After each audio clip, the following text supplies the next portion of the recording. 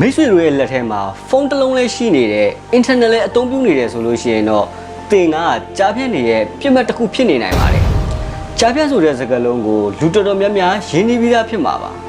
ဒါပေမဲ့မသိသေးတဲ့လူတွေအတွက်ကိုဒီနေရာမှာအချင်းချုပ်လေးပြောပြပေးခြင်းပါတယ်ကြားဖြတ်ဆိုတာကတော့လိမ်လည်ဒီပေါင်းစုံနဲ့ငွေကြေးလိမ်လည်မှုတွေပြုလုပ်နေတဲ့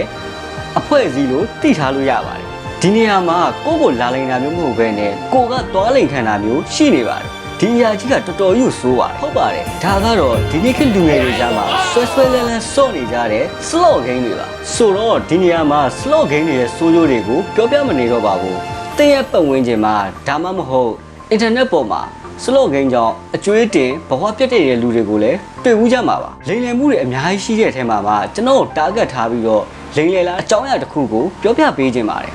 ပထမဆုံး Viber ကနေပြီးတော့ message လာပို့ပါလိမ့်မယ်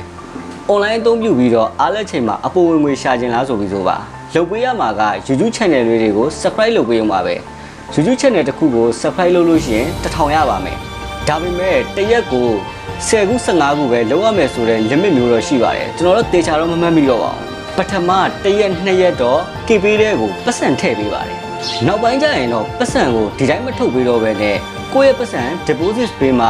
ထုတ်ပေးမယ်ဆိုတဲ့ပုံစံမျိုးဖြစ်လာပါတယ်ဒီချိန်မှာကိုကရှေ့မှာလည်းပတ်စံတကယ်ရထားတယ်ကိုလုပ်ခဲ့တဲ့ပတ်စံတွေကိုလည်းကိုလိုချင်တယ်အဲ့ဒါကြောင့်မလို့ deposit ကိုထည့်ရင်ကောင်းမလားမထည့်ရင်ကောင်းမလားလို့စဉ်းစားနေရပါတယ်တပြိုင်နက်တည်းမှာပဲ Telegram group ထဲမှာသူတို့လူချင်းချင်းရုပ်ရှင်ရိုက်နေတဲ့လူတစုကလည်း deposit တွေထည့်လိုက်ပတ်စံတွေကိုထုတ်လိုက်နေအပြိုင်ဆိုင်မှာပဲကျွန်တော်တော့ဇဝေဇဝါဖြစ်ခဲ့ရပါသေးတယ်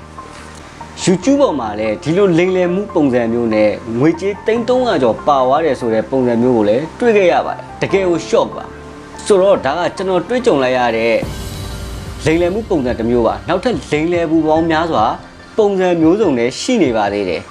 ဒါတွေကိုကျွန်တော်တို့ကဘယ်လိုကာကွယ်ရမလဲဆိုတဲ့အရေးကြီးဆုံးအချက်လာပါပြီဒီဗီဒီယိုလေးမှာပြောလိုက်လို့ရှိရင်ရှေ့သွားမှာမလို့နောက်ဗီဒီယိုမှာပြောပြပေးပါမယ်ဒါကြောင့်မလို့ကျွန်တော်အကောင့်လေးကိုလည်း follow လုပ်ထားခဲ့ပေးဖို့တောင်းဆိုချင်ပါတယ် See you in the next video guys